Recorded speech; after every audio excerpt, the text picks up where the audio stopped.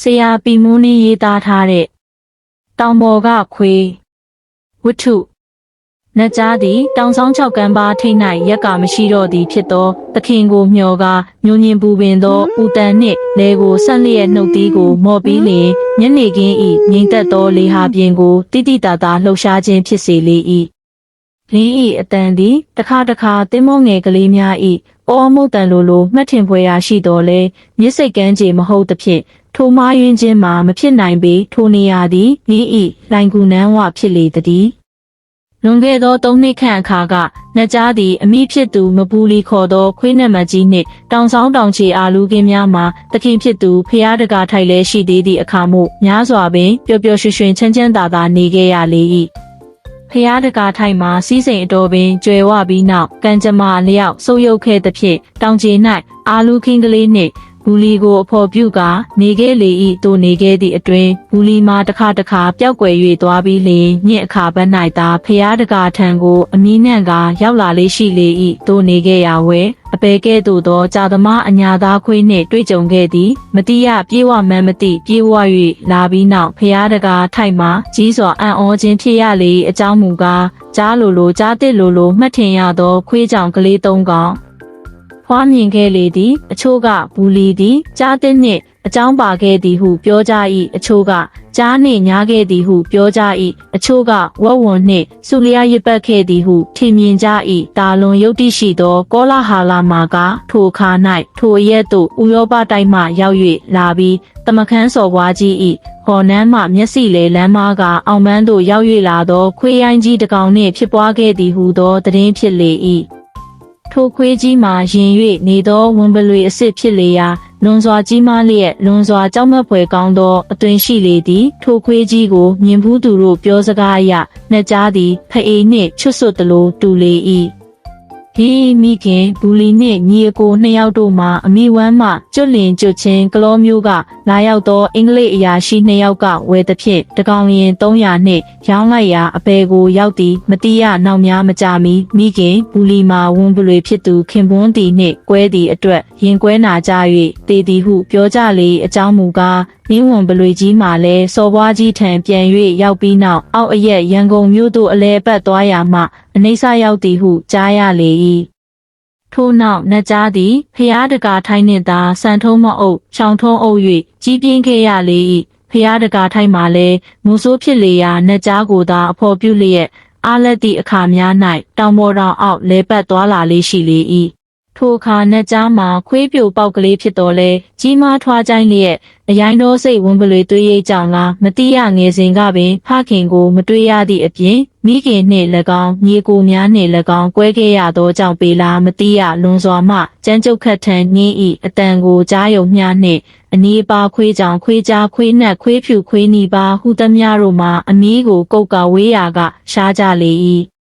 သို့တော်လည်းနတ်ကြား၏ကံကြမ္မာသည်ထူးခြားသောဇာတာထူးခြားသောအသွင်လက္ခဏာများနှင့်ယောညီစွာများစွာထူးခြားပုံမှာနင်းနှင့်ပတ်သက်သမျှတို့၏ပျက်စီးခြင်းဖြစ်လေအကြောင်းမူကားတနေ့သား၌မိုးဦးကြအချိန်မိမိ၏ဖခင်ဖျားတကာထိုင်းနှင့်တောင်ပေါ်မှလဲပတ်၍နေစဉ်ကြည်လင်သောကောင်းကင်မှာရုတ်တရက်ချက်ချင်းညှိုးမိုင်းပိတ်ဆို့၍လာပြီးလျင်လျှက်စစ်မိုးကြိုးများထစ်ချုံကလေရောမိုးရောဆင်၍လာပြီးလျင်တောင်ကမ်းပါးရန်ကိုလေလိုင်းများသည်ပြင်းထန်သောအဟုန်နှင့်ရိုက်ခတ်ခြင်းပြုကြလေ၏သို့တော်လည်းသားဖ2ယောက်မှတစုံတရာကိုမျှတွေးခေါ်မျှော်မြင်ခြင်းကိုမပြုဘဲတောင်ဆောင်လမ်းကြားကလေး၌ရှောက်၍လာကြစဉ်တစ်ချောက်ပင်တစ်ပင်မှာမိုးကြိုးရောလေပါပြစ်ခတ်၍ဖြက်လိုက်ရာလမ်းပေါ်သို့ကန့်လန့်ဖြက်ကျလာပြီးလျင်တခုသောအကိုင်းသည်ဖျားတကာထိုက်၏ဦးဆက်ကိုတစ်ချက်တည်းရိုက်ဖြက်၍ခွဲလိုက်ပြီးနောက်လဲကျသောကိုယ်ပေါ်သို့ဖိထောက်ကမြေနှင့်ညှက်၍နှက်ကြား၏ရှေး၌ပင်အသေးသက်လိုက်လေ၏နတ်ကြားသည်မိမိသခင်၏အပါမမခွာဟောင်းရင်းကြီးရင်ရှေ့နောက်ဝဲရာကိုလှည့်ပတ်ကာနှုတ်သီးနှင့်ထိုးလျက်အဝတ်များကိုကိုက်၍ဆွဲလေသည်ပြူးကျဲသောမျက်လုံးနှလုံးနှင့်ကြည်၍နေဟန်ရှိသောသခင်၏မျက်နာအနီးသို့ဦးကောင်းကိုကပ်ကာနှုတ်သီးနှင့်၎င်းရှာနှင့်၎င်းယူရရှာလေဖျားတကာမှာမျက်လုံးများပြူးလျက်တောက်လောင်သောအရှိန်နှင့်နတ်ကြားကိုသာကြည်၍နေလေ၏မလှုပ်နိုင်မရှားနိုင်မအော်နိုင်မခေါ်နိုင်တခါတရံပြူးကျဲသောမျက်လုံးများ၏လှုပ်ရှားခြင်းဖြင့်သာမတည်သေးကြောင်းနတ်ကြားသိရလေ၏မိုးတန်လေတန်တို့မှာတေးထန်လာသဖြင့် နှက်ကြား၏အတန်နှင့်ရောဆက်၍နေသောကြောင့်တကြောင်တောင်ပေါ်ကအတန်မှာတောင်အောက်သို့မရောက်အထက်ကိုသာပိမြောက်၍ပါသဖြင့်တကြောင်မြည်သူမျှမကြားရကျောင်းတကာထိုင်မှာနှက်ကြားကိုကြည်ရင်ပြုလျက်ရှိသောမျက်လုံးကိုမမိတ်ဘဲအသက်ဝိညာဉ်စိတ်ချင်းသို့ရောက်ရှာလေသည်ထိုနေရာသည်ကယခုနှက်ကြားရက်ကမျှော်၍ဥသောနေရာဖြစ်လေ၏ထိုနေရာကိုနှက်ကြားသည်မစွတ်မခွာဝေးရာကိုသွားတော်လဲထိုနေရာသို့ပြန်ရောက်အောင်လာရလေ၏တနေ့လုံးတောင်တတောင်လုံးအနှံ့သွားလာတော်လဲထိုနေရာကိုညနေအချိန်ပြန်၍ရောက်အောင်လာလေးရှိ၏နှက်ကြား၏အတန်သည်ထိုနေရာသို့ပြန်၍ရောက်သောအထိမ်းအမှတ်ဖြစ်လေ၏နှက်ကြားသည်ထိုအခါမှစ၍လူရွာကိုမချင်းမကပ်ငကိုကပါရှိခဲ့သောတောသွေးသည်လုံးလုံးလျားလျားနိုးကြ၍လာပြီးလျင်မိမိအပေါ်၌မကျင်မနာအထီးကျန်ဖြစ်အောင်လုပ်သောလူရဲ့လူရွာစိတ်နာလျက်တောနှက်၌သာပျော်မွေ့လိုသောစိတ်ပေါ်ပေါက်၍နေလေ၏ထိုနေရာနှင်းဤတည်င်းသည်တနေ့တခြားကြီးမား၍လာသည်ကားထိုတောင်ပေါ်၌ကြားရဲတကဲ့သို့နှက်ကြားကိုကြောက်သဖြင့်မြည်သူမျှမတော်ဝင်မလာဝင်ခြင်းဖြစ်လေ၏နှက်ကြားမှာကြားလောက်ကြီးလျက်တောစိတ်တောစာတိအစွမ်းကုန်ပေါ်၍နေသောအခါပူမိုကြောက်မက်ဖွယ်ကောင်း၍နေလေ၏ယင်းကိုမြင်ရသူအနှဲငယ်တို့ကလေချောင်းသွေးကိုအဆုတ်ခံရမိဘေးမှမနှဲကြီးလွတ်အောင်ပြေးခဲ့ကြရသည်ဟုပြောကြလေ၏ယင်း၏အတွင်မှာလွန်စွာကြောက်မက်ဖွယ်ကောင်းလျက်အရက်အမောင်းမှာနွားပေါက်ကလေးလောက်ရှိသည်ဟုလည်းအချို့ကပြောကြလေ၏တို့ဖြစ်၍ရင်းရှာဤမီထင်ရသောနေရာအနီးနားတောတောင်များသို့မြည်သူမျှမတော်ဝံ့ဘဲနေလေ၏နေဝင်စည်းစာအခါနှင်း၏အတန်သည်တောင်ခြေရှိကလေးများကိုငြိမ်သက်စွာအိယာသို့ဝင်စီရန်ခြောက်လန့်သောအတန်ဖြစ်လေ၏နှက်ကြားရွာကိုဝင်သည်ဟုသောသတင်းကိုလွှင့်ချေကရွာကိုကြားဝင်သလောက်ကြီးကျယ်သောသတင်းဖြစ်နိုင်လေ၏အမှန်မှာလည်းလွန်စွာကြောက်မက်ဖွယ်ကောင်းလေ၏ထောင်သောအမီးကိုချသည်ဟူ၍မရှိပေတောင်အနှံ့တောအနှံ့အစိုးရလျက်နေလေ၏တာမန်မျှသောတစ်ကြားစသည်များကိုပင်နှက်ကြားသည်ခုခံနိုင်သောတတိရှိလေသည်အင်းဤလင်းမြန်သောခြေမှာတစ်ခါကြောက်ဆောင်တစ်ခုမှကြောက်ဆောင်တစ်ခုသို့ပြေးခုံ၍သွားသည့်အခါတောင်ကျေမှမြင်ရသူတို့၏စိတ်၌အတောင်ပေါက်သောခွေးပေလားဟုမှတ်ထင်ကြရလေ၏ရှမ်းတယောက်မှာညနေဆောင်အချိန်နဲ့ကြာမိမိ၏နေရာသို့ပြန်လန်းမှာတွေ့သဖြင့်လေမျိုးကိုအခဲခံရလေယာပွဲခြင်းပြီးတေဆုံးဖူးလေ၏အခြားရှမ်းတယောက်မှာလည်းဒူးကိုအခဲခံရလေရာအဖော်တွေများသဖြင့်အသက်မသေးတော့လဲဒူးကိုဖျက်၍ပြစ်ရဘူးလေ၏နှက်ကြားမှာမိမိသခင်တေဆုံးသည်ကိုမျက်လုံး၌အမြဲထင်မြင်ကအခြားလူဟုသမျှကိုမတရားသဖြင့်ခက်လဲစားချေနေသည်ဟုမှတ်ထင်ပွေရှိလေ၏စိန်ညသည်နှက်ကြား၏တည်င်းကိုသာအမြဲကြားရသဖြင့်၎င်းနှက်ကြား၏ကြောက်မက်ဖွယ်ကောင်းသောဦးတန်ကြောင့်၎င်းနှက်ကြားကိုလွန်စွာမှတွေ့မြင်လိုသောစိတ်ရှိလေ၏အဘဲကဲ့သို့သောခွေးပါလိမ့်မလဲဟုအမျိုးမျိုးတွေးတော်ထင်မြင်လေ၏စိတ်များ၏မိဘများမှာထိုတောင်ခြေသို့ရောက်ကြသည်မှာမကြသေးပေအငိမ့်စားဖြစ်လျင်ထိုအေးချမ်းသာရသောအရက်မှနေမည်ဟုစိတ်အကြံပြုခဲ့ဘူးသည့်အတိုင်းလာရောက်ကတောင်ခြေ၌ရိမ့်ငိမ်သာရသောနေရာကလေးတစ်ခုကိုရွေးချယ်ပြီးလျင်အခြေဆိုင်ရန်စီမံ၍နေသူဖြစ်လေ၏တာနာသောတိုက်ခန့်အင်္ဂလိပ်မှပြီးလူဆဲဆဲဖြစ်၍နေလေ၏နှက်ကြားသည်မိမိ၏နေအတွင်းသို့ရောက်လာသောထိုအဆောက်အုံနှင့်နေရာအခင်းချင်းကိုတစ်ခါတောင်ပေါ်မှစိုက်ကကြီးလျက်မှိုင်းသောမျက်လုံးများမှာမနစ်လိုမကြည်သာရာဇမန်ပွားသည့်လက္ခဏာကိုပြလေ၏နှက်ကြားသည်ထိုတောင်၌တောတောင်ပင်ရာဇာအရှင်ဖြစ်လေ၏မိမိမှတပါးအခြားအစိုးရသူပေါ်ပေါက်လာမည်ကိုများစွာမလိုလားသည့်လက္ခဏာကိုပြလေရာတစ်ခါထိုအိမ်နှင့်မနီးမဝေးသို့ရောက်အောင်လာရောက်ကအခြေအနေကိုကြည့်သလိုတစ်ခါတရဝဲနေလေ၏ထိုနောက်လူရိပ်လူရောင်ကိုမြင်လင်မြင်ချင်းကြောင့်ခဲအုပ်ခဲကိုပြစ်သည့်အလားပြန်လွှားပြန်သည့်နီးတူတဟုန်နဲ့လွှားခုံကတစ်ပင်ခြုံပိတ်ပေါင်းရှိုးမြောင်တောင်ကြားနေရများတွင်ကွယ်ပြောက်၍သွားလေးရှိလေ၏စိန်ညသည်တရံအခါမမြင်ရအတန်ကိုသာကြားရသဖြင့်အိမ်နီးပါပတ်ဝန်းကျင်တော်များ၌တယောက်တည်းလှည့်ပတ်ကစေဆောင်ကြည့်ရှုလေးရှိလေ၏သို့တော်လဲဖုံးတန်ခိုးကြီးသောနှက်ကြားကိုမတွေ့မမြင်ရပေသို့တော်လဲစောင့်ကြိုးမနှက်နှက်ကြားသည်တမင်တက်လူကိုရှောင်ဟန်ရှိလေ၏တနေ့သား၌နနက်စာစားပြီးနောက်အခါတိုင်းနီးတူတောင်ဆောင်ကိုလှည့်လည်လေသည်မိခင်ဖြစ်သူကတတိထားတော်နှက်ကြားနဲ့တွေ့ရင်ဝိဇယအဖွားအေလိုဖြစ်နေလိမ့်မယ်တည့်ရဲ့လားတော်တော်အတင်ရဲပြောလိုက်ပါရဲ့ဟုပြောလိုက်လေ၏ဖခင်ဖြစ်သူဒီကနှလုံးပြူတနက်တလက်ကိုဖြုတ်ကာတိုက်ချွတ်၍နေလေ၏သို့တနက်ကိုတိုက်ချွတ်ရင်းပန်းရံသမားများအလုတ်လုတ်၍နေကြသည်ကိုကြည့်၍နေလေ၏ သို့လှဲ့လေ၍သွားရာလှုပ်ရှားသောအတန်များကိုကြားတိုင်းနှက်ကြားဟုစိတ်၌ပေါ်ပေါက်ကရက်တန့်လျက်ပတ်ဝန်းကျင်ကိုကြည့်လေ၏သို့တော်လည်းနှက်ကြားကိုမတွေ့ရပေသို့သွားရာအတန်ကြာလျင်ဝေးမှန်းမသိဝေး၍သွားလေ၏နေသည်လည်းအတော်ကလေးဆောင်၍သွားလေ၏စိတ်ညသည်အိမ်နှင့်တခေါ်လောက်ဝေးသောနေရာသို့ရောက်၍သွားလေ၏မတော်တဆနှက်ကြားနှင့်ရင်ဆိုင်တွေ့ချေကအများပြောကြသည့်အတိုင်းအမှန်တကယ်အန္တရာယ်ပင်ပြုလေမလားခွေးဟာကြားလောက်ကြောက်မက်ဖွယ်ကောင်းမည်မဟုတ်အလွန်ဆုံးထိတ်လန့်တကြားထိုး၍လိုက်ပြီးပြေးမှာပဲခွေးလိုက်လို့လူမသေးနိုင်ဖက်စာအုပ်မှာတွေ့ရသည့်အရာဝန်းပလွေတောခွေးအုပ်ကြီးများနှင့်တွေ့မှသာအသေးကိုက်၍စားနိုင်ဖို့ရှိသည်နှက်ကြားမှာအဖော်မပါတကောင်ချင်းဖြစ်လေရာတင်းလဲလူကိုမြင်ရင်ကြောက်ရွံ့မှာပဲစသည်ဖြင့်စိတ်မြ၏စိတ်မှာတွေးကြအမီလီ၏စိတ်ညမှာငကိုကရဲရင်သောမိမပြိုကလေးဖြစ်လေသည်ထို့အပြင်မိမိကိုရံမူလျင်စီး၍ခုခံရန်လက်နက်ကိုတိတ်တဆိတ်ဆောင်ယူ၍လာခဲ့လေ၏ထိုလက်နက်မှာအခြားမဟုတ်ဖခင်၏ခေါင်းအောက်မှရခဲ့သော6လုံးပြူတနက်ဖြစ်လေ၏ထို6လုံးပြူမှာရွှေဘိုနယ်၌ရှိစဉ်ကဓာနှင့်ရွာထဲမှမူရစ်လျက်ရှောက်၍ရန်သောလူဆိုးမဖိုးကိုလက်ရအမိအရှင်ဖမ်းခဲ့သောကြောင့်ဆူရခဲ့သော6လုံးပြူဖြစ်လေ၏စိတ်ညသည်တဦးရဲသောသမီးဖြစ်ရာမိဘများကအလိုလိုက်သဖြင့်ယောက်ျားကလေးကဲ့သို့ကြီးပြင်း၍လာလီယာ6လုံးပြူမကရိုင်ဖယ်တနက်ပစ္စတိုတနက်များကိုပင်ကျင်လေစွာပြစ်တက်လျာလွန်စွာလက်တဲ့၍လက်နက်ကိုအထူးကျင်လေသူမဟုတ်တော့လဲရံမူလောက်အောင်၎င်းအတော်အတန်ခုခံနိုင်လောက်အောင်၎င်းတာမန်အပြစ်ခတ်တက်မြောက်သောယောက်ျားများလောက်လက်နက်ကိုနိုင်နှင်းသူဖြစ်လေသည်ထိုလက်နက်ကိုစိတ်ညယူဆောင်၍လာသည်ကိုမိဘများမတိကြပေတိလျင်လဲတားမြစ်မီမဟုတ်သို့တော်လဲစိတ်ညအပေကျန်နှနှင့်တောင်ပေါ်ကိုတက်တီကိုမတိကြဝေးလံစွာသွားမည်ဟု၍လဲမထင်ကြပေစိတ်ညသည်ယောက်ျားကလေးများကဲ့သို့လျင်မြန်ထက်မြက်တော်လဲအသွင်အပြင်မှာရှမ်းမလေးလိုတရုတ်ကပြားမလေးလိုဖြူဝင်းလှပနုနယ်ရင်ကျေးဖြောင်စင်းတောင်တင်းသူကလေးဖြစ်လေ၏မျက်နေဆောင်နေအောင်တွင်ထပီပန်းရောင်နှင့်ပြင်းမပန်းပွင့်ကြီးများနှင့်တူသောအပြာပွင့်ကြီးများနှင့်ဆိုပြီးလက်ဆက်သောတရက်ထဲအင်ကြီးကိုဝတ်ဆင်လျက်သပင်ဖွင့်ပြီးလိပ်ပြာတောင်ဖဲစည်းကြိုးကလေးနှင့်မိမိကိုစိတ်ကူးဉဏ်ရှိသလောက်ကြည့်၍ကောင်းအောင်ဆင်တလျက်ရှိလေ၏ထိုနေ့မှာတောတောင်တွင်ရုပ်ရှင်မင်းသမီးဥစ္စာဆောင်မလေးမြ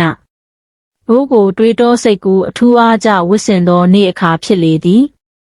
တောင်ကမ်းပါရန်အနေအမြင့်အကူတန်းတို့မှာပေါ်ပါသောတမင်မကလေးပမာဆွေခနေအာယူ၍ဖြက်တန်းခုန်ကူးသည့်အခါပြေဝဖောင်းမှုသောရင်ကုန်ကလေးမှာကြွေကြတော့မိအလားတိတိတတ်တာလှုပ်ရှားသည်ကိုမြင်နိုင်လေ၏ပြေဝလုံးကျစ်အကျောဆိုင်အသားတကလေးများကိုပြေပစ်စွာတင်၍ထားသည်နှင့်တူသောတင်ပါဆောင်ကလေးများမှာမြင့်ချီကြချီတက်ချီတုံရင်လှုပ်ရှားကြပုံမှာမြင်သူတစုံတစ်ယောက်၏စိတ်အာယုံကိုယရနာပုံစိုက်စေရန်ဖန်တီးသည်နှင့်တူလေသည်ဝင်းတော့သောနဖူးဆန်စား၌လေးပြည်တွင်လွင့်ကားရင်းကတက်တန်အယောင်ရှိသမျှကိုထွက်ပေါ်စေသောဆန်ညွန့်ဆန်တွေကလေးများသည်ယိုဒယားပန်းခက်ကလေးများကိုယ်တိုင်ယိုဒယားဟန်ရွဲ၍ကသည်နှင့်တူလေ၏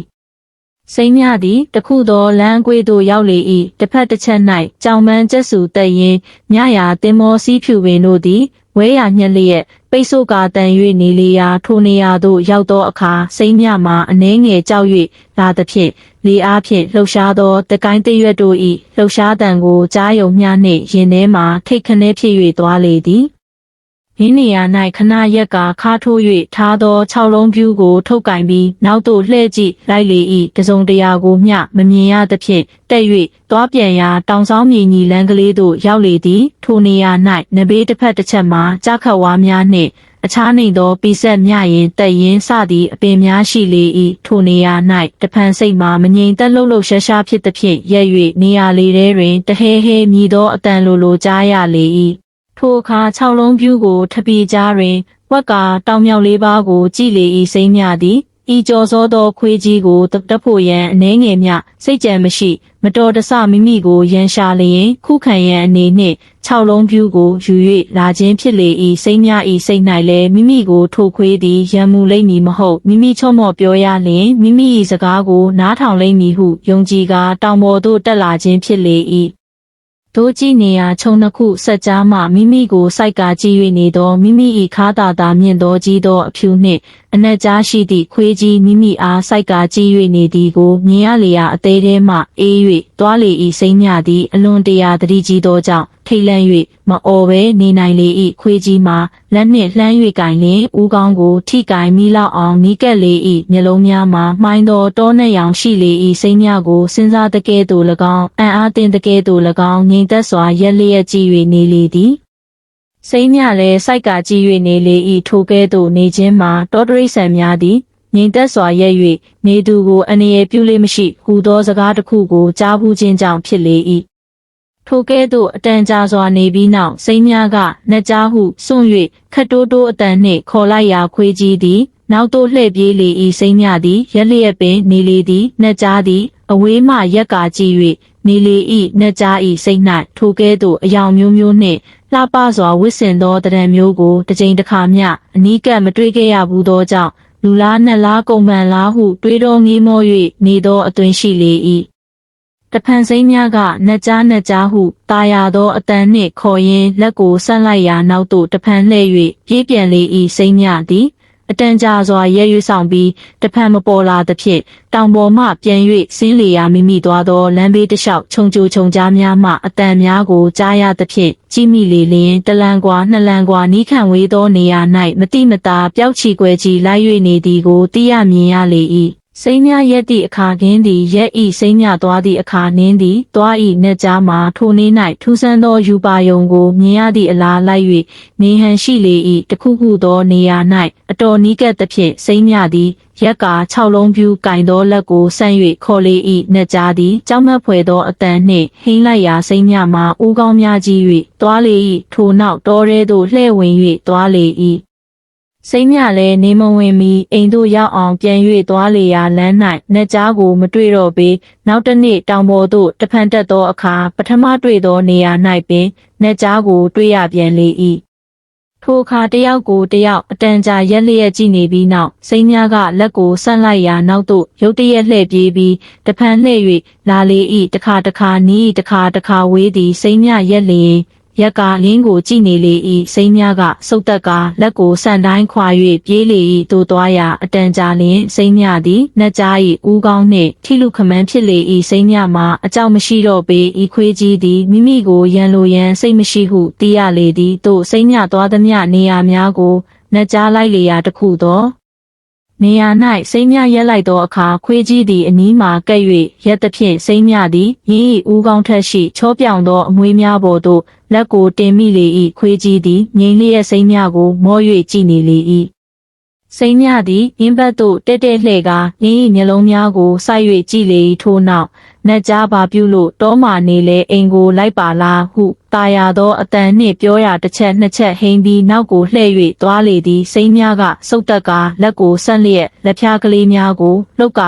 ခေါ်လေ၏နှက်ကြားသည်ကြည့်၍နေလေသည်တဖန်ဦးကောင်းကိုကင်ပြန်ရာငြိမ်၍နေသဖြင့်မြင်သာစွာပို့၍ပေးလေ၏ထိုအခါခွေးကြီးသည်ငုံလျက်စိမ့်မြခြေဖမိုးကိုနမ်းပြီးနှွေးသောရှာနှင့်လျက်လေသည်တခုသောကြောင့်တုံးပေါ်၌စိမ့်မြထိုင်သောအခါစိမ့်မြ၏မျက်နှာနှင့်နှက်ကြား၏မျက်နှာထိလူခမန်းရှိနေလေသည်ထိုအခါစိမ့်မြမှာကြီးစွာသောအောင်မြင်ခြင်းနှင့်အတိုင်းမသိဝမ်းမြောက်ဝမ်းသာဖြစ်၍နေလေ၏ထိုနေ့မှာတနေ့လုံးနှက်ကြားနှင့်တောင်ပေါ်မှလဲပတ်ပြီးအိမ်သို့ပြန်သောအခါနှက်ကြားလိုက်ပါ၍လာလေသည်အိမ်နှင့်အတန်ကလေးနီး၍လာသောအခါနှက်ကြားသည်ရက်လျက်နေလေ၏စိမ့်မြခေါ်တော်လဲမရနေဝင်စည်းစာအချိန်သို့ရောက်သဖြင့်စိမ့်မြသည်လားနှက်ကြားလိုက်ခဲ့ဟုခေါ်ရင်သွားရာနှက်ကြားမလိုက်သဖြင့်ကဲ့၍ခေါ်ရန်နှက်ကြားနီးသို့ပြန်၍အလာမှာနှက်ကြားသည်နောက်သို့လှည့်ပြီးတောထဲတွင်ပျောက်၍သွားလေ၏ထိုည၌စိမ့်မြသည်နှက်ကြား၏ဥတန်ကိုကြားရသဖြင့်တောင်ပေါ်ကိုတဲပေါ်မှမျောကြည့်လေရာလာသာသာတွင်တခုသောကြောက်ဆောင်ထက်၌နှက်ကြားကိုမြင်ရသည်ဟုစိတ်၌မှတ်ထင်ရလေ၏စိမ့်မြသည်နှက်ကြားကိုတွေ့ကြောင်းလူကြီးများအားပြော၍မပြပေနောက်တစ်နေ့တောင်ပေါ်သို့မသွားရအောင်ပိတ်ပင်မှာစိုးသဖြင့်မပြောဘဲနေခြင်းဖြစ်လေသည်နောက်တစ်နေ့စိမ့်မြသည်ပေါင်မှုများနှင့်အခြားစားစရာငါးတစ်တာတစ်လုံးဝယ်ပြီးတောင်ပေါ်သို့တက်လေရာနှက်ကြားနှင့်တွေ့ပြန်လေ၏နှက်ကြားသည်ပြေး၍လာလေ၏စိမ့်မြသည်ပေါင်မုံတစ်ချက်ကိုပြေး၍ပေးလေရာနှက်ကြားသည်ကောက်၍စားလေ၏စိမ့်မြလည်းထိုနေရာ၌ထိုင်ကားပေါင်မုံနှင့်ငါးတစ်တာကို နှက်ကြားအားတစ်ဖက်ပြီးတစ်ဖက်ပေးလေ၏ထိုနေ့ညနေ၌လည်းအတူတကွလဲပတ်ပြီးနောက်အိမ်သို့ပြန်သောအခါမနေ့ကနီးတူမလိုက်ဘဲတောင်ပေါ်၌နေရခဲ့လေ၏စိမ့်မြသည်နှက်ကြားကိုအိမ်သို့ရောက်အောင်အဘယ်ပုံကြံရမည်ကိုသာကြံလျက်ဝမ်းသာအားကြီးသဖြင့်တညလုံးနှက်ကြားနှင့်တောင်ပေါ်၌လဲပတ်၍နေရသည်ကိုသာအိမ်မက်မက်လေ၏နောက်တစ်နေ့နှစ်ယောက်သားတောင်ပေါ်၌တွေ့ကြပြီးနောက်စားတောက်ကြပြီးအခါတိုင်းနည်းတူလဲကြပတ်ကြပြန်လေသည်စိမ့်မြသည်နှက်ကြားနှင့်အတူမလိုက်ခဲ့သဖြင့်အိမ်သို့ပြန်သောအခါနှက်ကြားသည်တောင်ကြီးရှိအိမ်နီးအထိလိုက်၍လာလေ၏စိမ့်မြ၏ဖခင်တနတ်သမားသည်ဒေါသနှင့်ထိုး၍ပြစ်လေရာခွေးသည်လေထဲတွင်မြောက်၍သွားလေသည်ပြန်၍ကြသောအခါကြောက်ဆောင်မှဆင်းပြီးပျောက်ကွယ်၍သွားလေ၏တနတ်သမားသည်အပြေးတက်၍လိုက်လေ၏တခုသောတောင်ကမူ၌နှက်ကြားကိုမြင်ပြန်လေ၏ကြီးသောဟောင်တန်သည်တထောင်လုံးပဲ့တင်ခဲ့၍သွားလေသည်တနတ်နှင့်လှမ်း၍ပြစ်ပြန်၏ခွေးသည်လေထဲတွင်မြောက်၍သွားပြီးပြန်၍ကြာရပြန်လေ၏တဖန်ပျောက်ကွယ်၍သွားသဖြင့်တက်၍လိုက်ကြပြန်ရာတဖန်ဟောင်လျက်ဦးလျက်ပေါ်လာပြန်လေ၏တစ်ချက်ထိုး၍ပြစ်မိပြုသောအခါလူတစ်ယောက်ကမလုပါနဲ့ဆရာဒီခွေးလုတ်ပုံအတော်ဆန်းတယ်တက်လိုက်ကြဆန်းပါအောင်ဟုပြောရာတဖန်ဟောင်လျက်ကမူတခုမှဦးလျက်ပေါ်လာပြန်လေ၏ရင်းရှိရာသို့လူများပြေး၍သွားရမြေနှိမ့်တစ်ခုသို့ဆင်း၍သွားသောအခါနောက်ခြေတစ်ဖက်မှမြေသို့မကျမြောက်ကြွကြွဖြစ်၍နေသည်ကိုမြင်ကြရလေ၏ပြေးလိုက်၍ကြည့်ကြသောအခါစိမ့်မြသည်ခွေး၏လေကိုဖက်လျက်မြေပေါ်တွင်ခွေ၍နေသည်ကိုမြင်ကြရလေ၏